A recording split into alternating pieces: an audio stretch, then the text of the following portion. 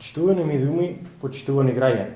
Владата предводена од СДСМ продолжува со реализација на мерките што обезбедуваат подобар живот и повеќе пари за граѓаните.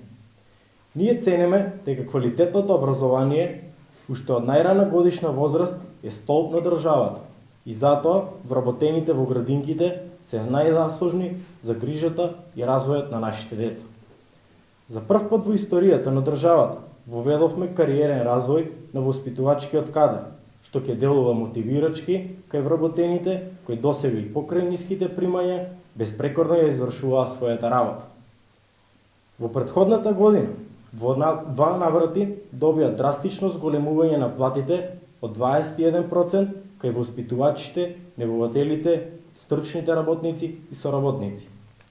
Истовремено, за 5% се зголемија и платите на помошно-техничкиот персонал со колективен договор подпишан од синдикатот. Ова е мотив плюс да дадат се од себе за уште подобра едукација на младите деца.